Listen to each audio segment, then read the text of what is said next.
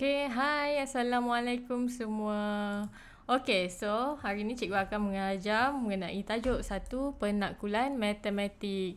Okay, so hari ni kita akan tengok 3 benda. Yang pertama adalah membina dan membina penyataan dalam bentuk implikasi. So kita akan belajar mengenai implikasi, macam mana kita nak bentukkan implikasi. Okey, yang kedua adalah kita membina dan membandingkan nilai kebenaran. Kita akan belajar mengenai akas, songsangan dan juga kontrapositif bagi suatu implikasi.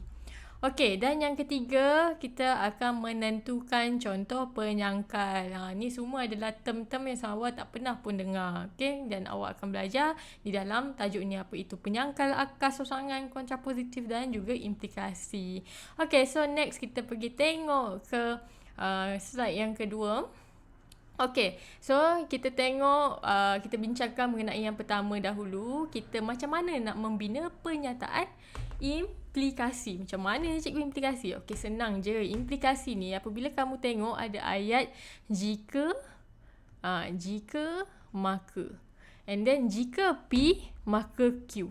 So P tu apa? Kita panggil dia adalah ini sebagai anti jadian. Manakala yang bahagian belakang tu Q itu kita panggil sebagai akibat. Okay, jika maka itu adalah implikasi. Ingat kalau soalan berkaitan implikasi je letak jika maka. Okay, tengok contoh. Bentuk kan implikasi dengan anti-jadian dan akibat berikut. Dia dah bagi dah dekat sini, iaitu dia dah bagi anti-jadian dan juga akibat kat sini. So kita kena bentukkan implikasi. Ingat kalau implikasi jika maka, so awak just tambah je lah. Jika, so anti-jadian kat sini adalah rajin belajar. So awak letak jika rajin belajar. Jika rajin belajar, koma, maka berjaya. Semua orang tahu kan, akibat daripada rajin belajar adalah kita akan berjaya. Macam itulah. Okay, tengok contoh yang kedua. Dia sama je. Dia dah bagi anti jadian ni. Dia lebih bentuk pada matematik lah. X tambah 2 sama dengan 3. Akibat dia adalah X sama dengan 1. Senang je. Letak je jika maka. Jika X tambah 2 sama dengan 3, maka X sama dengan 1. Selesai macam tu. Senang je kita nak bentukkan implikasi. Okay. And then, bentuk yang kedua, ni bentuk yang pertama tau. Dia jika, maka. And then, bentuk yang kedua adalah dia guna perkataan jika dan hanya jika. Okey, apabila perkataan jika dan hanya jika ni bermaksud dalam satu ayat ni ada dua implikasi. Yang pertama adalah kita boleh pecahkan lah. Yang ni P kan, yang ni Q. Iaitu kita boleh pecahkan jika P maka Q. Lagi satu adalah jika Q maka P. Kita terbalikkan sahaja. Okey, ingat kalau perkataan jika dan hanya jika maksudnya dia ada dua implikasi. So maksudnya jika P maka Q dan lagi satu terbalikkan sahaja. Okey, so contoh soalan. Bentuk implikasi P jika dan hanya jika bagi implikasi berikut. Okey, so dekat sini dah bagi dah dua implikasi. Satu, ni dua. So kita kena gunakan perkataan jika dan hanya jika. Okey, jika M ialah segitiga, maka M mempunyai 3 sisi. Jika M mempunyai 3 sisi, maka M ialah segitiga. Kalau awak perasan ni, dia terbalik kan? Yang kedua tu, dia terbalik daripada yang atas. So, senang je. Kita ambilkan satu point ni. Yang bahagian depan ni. M ialah segitiga. Jika dan hanya jika M, sambung bawah, mempunyai 3 sisi. Macam tu je. Okay, kita ambil pula yang belakang ni. Kita just tambah jika dan hanya jika dekat situ. Okay. And then yang kedua, jika X ialah nombor genap, maka X adalah gandaan 2. Jika X ialah gandaan 2, maka X ialah nombor genap. Ayat yang kedua tu kan dia terbalik je daripada yang atas tu. So, kita ambil lah dia punya anti jadian dan juga dia punya akibat ni. So, kita buat X ialah nombor genap. Lepas tu letaklah ayat jika dan hanya sorry, cikgu tak nampak. Jika X ialah X adalah gandaan 2. Macam tu. Kita just ambil anti jadian dia dan juga dia punya akibat. Selepas tu kita letaklah jika dan hanya jika, itu sahaja. Okay, next slide. Okay, so kita tengok kita belajar part yang kedua, iaitu kita belajar mengenai akas, songsangan dan juga kontrapositif bagi suatu implikasi. Okay, so suatu implikasi dia ada 3 benda ni: akas, songsangan dan juga kontrapositif. Okay, implikasi tu apa? Yang tadi tu kita belajar yang jika, maka. So, kalau implikasi jika P maka Q. Okey, kalau akas, apa itu akas? Tengok ni. Ni akas ni. Okey, maksudnya akas ni maksud kita terbalik kan. Jadi jika Q maka P. Macam tu. Jika Q maka P. Itu adalah akas bila kita terbalikkan macam tu. Okey, and then apa pula songsangan kontrapositif ni cikgu? Okey, sebenarnya macam ni. Implikasi adalah apa ni macam mana? Okey, songsangan ni adalah penafian untuk implikasi. Awak kena tengok ni. Implikasi adalah penafian. Penafian tu apa? Penafian tu yang kita letak bukan ataupun perkataan tidak. Contoh 64 adalah gandaan 2. So kita nak nafikan, kita letak 64 bukan gandaan 2, macam tu. So songsangan adalah penafian daripada implikasi. Itu yang letak ni. Jika bukan P maka bukan Q. Macam tu. Ialah penafian daripada implikasi. And then apa pula kontrapositif? Kontrapositif pula adalah penafian daripada akas. So awak tengok ni. Okay, saya tukar sikit colour pen. Okay, awak tengok ni. Daripada akas ni, dia akan dapat kontrapositif. Iaitu jika bukan Q, maka bukan P. So awak kena ingatlah songsangan yang kontrapositif ni adalah penafian. Tapi penafian apa? Kalau songsangan, penafian daripada implikasi. Kalau kontrapositif, dia penafian daripada akas. So kita ingat macam ni. Ni adalah implikasi ni adalah I, akas A, songsangan S, kontrapositif K. So awak ingat je lah. I, S, A, K. Ni IS ni adalah implikasi and then songsangan. Maksudnya songsangan ni penafian daripada implikasi. AK ni adalah kontrapositif, adalah penafian daripada akas. Just awak kena ingat lah akas tu apa? Akas tu adalah terbalik daripada implikasi. Jadi jika Q maka P. Okay? Macam tu. Okey, macam mana nak tentukan nilai kebenaran? Okey, sebenarnya dalam buku yang modul efektif tu dah tulis semua ni. Tapi sebenarnya susahlah awak nak faham benda ni kan.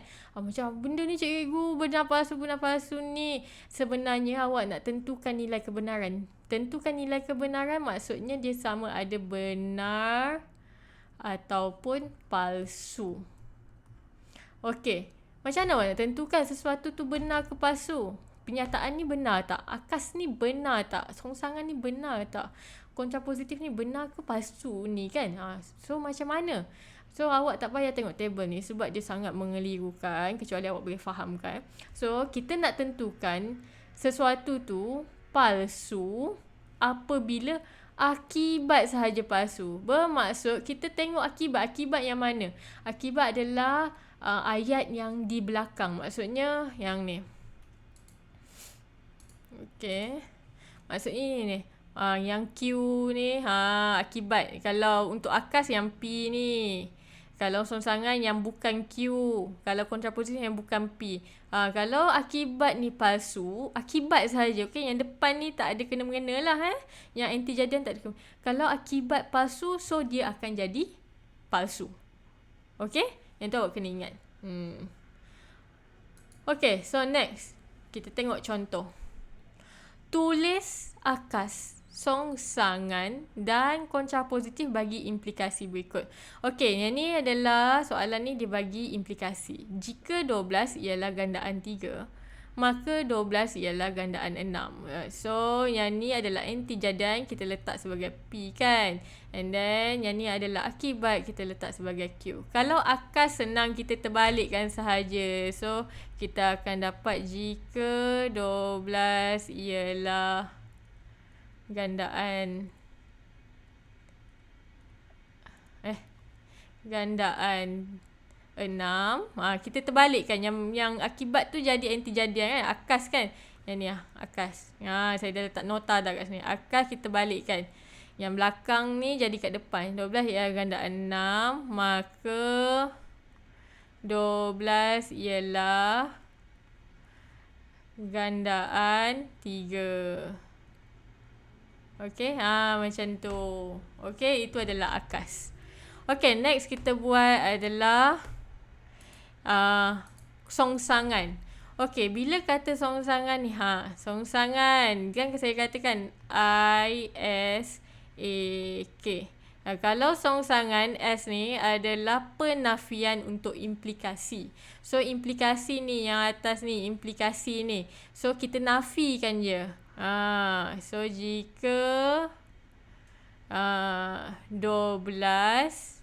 bukan, kita letak bukan lah kan, gandaan 3. Bila nak kata nafi, boleh letak perkataan bukan ataupun tidak. Tengok yang mana sesuai. 12 bukan gandaan 3, maka 12 bukan gandaan 6. Macam tu. Okay. And then, kontrapositif. Kontrapositif ni kita tengok AK. Dia adalah kontrapositif dia adalah datang daripada akas. Daripada akas tapi kita nafikan dia. Daripada akas ni. Daripada akas tapi kita nafikan. Jika 12 bukan gandaan 6, maka 12 bukan gandaan 3. Macam tu. Okay. Okay, next kita pergi ke sini. Tentukan nilai kebenaran implikasi akas, songsangan dan kontrapositif bagi pernyataan berikut. Okey, so maksudnya kita kena buat implikasi akas, songsangan dan kontrapositif. Lepas tu kita kena tentukan ni benar ke palsu. So kita buat dulu implikasi. Okey, implikasi ni adalah kita tulislah balik. Yang atas tu implikasi lah jika maka kan. Tak berubah. Jika 1 tambah 2 sama dengan 3, maka 1 sama dengan 3 tambah 2. Okey, kita nak tentukan dia ni palsu ke benar ni. So, cikgu kata kalau nak tengok dia ni palsu ke benar, kita tengok pada akibat sahaja. Iaitu akibat dia yang mana ni? Akibat dia yang bahagian belakang ni lah kan. Yang ni. Okey. Betul tak? 1 sama dengan 3 tambah 2. Salah lah cikgu. 3 tambah 2 mana sama dengan 1? 3 tambah 2 sama dengan 5. So, ni adalah palsu. Okay, macam tu. Okay, next. Kita buat akas. Akas terbalikkan sahaja daripada implikasi. Jika 1 sama dengan 3 tambah 2. Kita balikkan. Maka 1 tambah 2 sama dengan 3. Okey, nak tentukan ni benar ke palsu ni. Lepas tu kita tengoklah dia punya akibat. Akibat tengok yang belakang ni sahaja. 1 tambah 2 sama dengan 3. Betul tak? Betul lah cikgu. So tulislah benar. Macam tu. Okay, next. Kita buat songsangan. Okey, songsangan ingat. Songsangan adalah penafian daripada implikasi. So, kita tengok implikasi ni, kita nafikan dia saja. Okey, jika 1 tambah 2 tidak sama dengan 3. Macam tu. Okey, kalau kita nafikan ada sama dengan ni, kita letak bukan sama dengan. Kita slashkan saja. Maka 1 bukan sama dengan 3 tambah 2. Macam tu. Okey, so selepas tu kita tentukan dia ni palsu ke benar. Kita tengok pada akibat ni. Betul tak cikgu? 3 tambah 2 bukan sama dengan 1. Betul lah cikgu. Dia kan sama dengan 5. So, ni adalah benar. Macam tu. Okay, next kita buat kontrapositif. Kontrapositif adalah penafian daripada akas. So, kita tengok akas dekat sini. Kita nafikan dia je. Jika 1 bukan sama dengan 3 tambah 2, maka 1 tambah 2 bukan sama dengan 3. So, kita tentukan dia benar ke palsu ni. Okay, nak tentukan benar ke palsu, cikgu cakap tengoklah dia punya akibat. 1 tambah 2 bukan sama dengan 3. 1 tambah 2 kan sama dengan 3. So, ni maksudnya ni palsu lah. Sebab salah kat situ. Okay? Macam tu sahaja. Okay, so next. Okay, next adalah penyangkal. Okay, penyangkal ni apa maksud penyangkal? Penyangkal ni dia datang apabila ada satu penyataan palsu. Kalau penyataan tu benar, dia tak ada penyangkal. Penyangkal ni sebenarnya adalah awak nak tunjuk bukti bahawa penyataan itu palsu. Okey, dia adalah contoh menyokong nilai palsu. Nak tunjuk bukti lah sebenarnya. Bukti. Bukti yang benda tu palsu. Ingat, kalau benda tu benar, dia tak ada penyangkal. Kalau palsu sahaja ada penyangkal. Maksudnya kita perlu buktikan yang dia adalah palsu. Okey, kita tentukan nilai kebenaran matematik di bawah. Sekiranya palsu, berikan satu contoh penyangkal untuk menyokong jawapan anda. Penyangkal ni sebenarnya bukti lah. Bukti yang benda tu adalah palsu. Okey, semua poligon mempunyai hasil tambah pendalaman 180 darjah. Okey, poligon ni apa? Poligon ni adalah segitiga, 4 segi dan seterusnya lah. Okey, seperti yang awak tahu, kalau segitiga memanglah ada sudut pendalaman dia kalau kita tambah-tambahkan 180. Tetapi kalau segi 4, kalau kita tambahkan sudut-sudutnya adalah 360 darjah. So, bukanlah semua poligon mempunyai 180. Hanya segitiga sahaja yang ada 180. So, jawapannya adalah palsu. Bila palsu, kita letak penyangkal. Kita letaklah palsu kerana segi 4 mempunyai sudut pendalaman 360 darjah. Itu adalah bukti dia. Bukan semua poligon 4 segi ada 360 darjah. Okay? And then, kita tengok yang B. Sebilangan nombor perdana ialah nombor genap. Okey, nombor perdana apa cikgu? Alah, yang nombor tu dia tak boleh bahagi dengan nombor lain. Dia boleh bahagi dengan diri sendiri dan juga nombor satu sahaja. Contoh, nombor 2, 3, 5, 7, 11 dan seterusnya lah. Sebilangan nombor perdana ialah nombor genap. Sebilangan tu maksudnya bukan semualah. Beberapa lah maksudnya. So betul lah dekat sini sebab nombor perdana kan ada nombor 2. Nombor 2 kan nombor genap. So ini adalah benar. So kalau benar, tak payah letak penyangkal. Cikgu cakap penyangkal ni wujud kalau penyataan itu palsu sahaja. Okey. Dan C. 4 dan 8 ialah faktor bagi 20. Okey, kita tengok dulu. Faktor untuk 20 ni apa? Faktor bagi 20. Apa darab apa dapat 20? 1 darab dengan 20. Lagi apa? 2 darab dengan 10. Lagi apa? 4 darab dengan 5. So ini adalah faktor bagi nombor 20. So dia boleh bahagi nombor 1, 2, 4, 5, 10 dan juga 20. So 4 dan 8. Dan ni bermaksud kedua-duanya mesti betul. Dan ni dia very strict.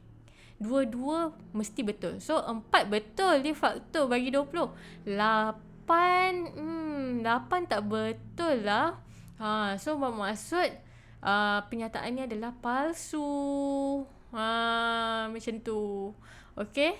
So kalau palsu kena letak kerana, kena letak penyangkal. Kerana 20 tidak boleh dibahagikan dengan 8. Macam itulah. Okey. Next. Soalan D. 6 atau 36 ialah gandaan 9. Bila kata gandaan 9, maksud sifir 9 lah. Awak ingat tak sifir 9? 9, 18, 27, 36 dan seterusnya lah. So kita tengok betul tak. Kalau perkataan atau bermaksud salah satu betul, dia adalah benar. Dia linear je. Dia tak macam dan. Dan very straight. Kalau atau, dia mesti salah satu betul, dia okey. Okay, 6 ni salah. 6 bukan gandaan 9. 36 ni, yes, dia adalah gandaan 9. So, jawapan dia adalah benar. Kalau atau satu saja, salah satu betul, dia adalah benar. Okey, itu sahaja untuk kelas hari ini. Okay, terima kasih kerana meluangkan masa. Bye-bye.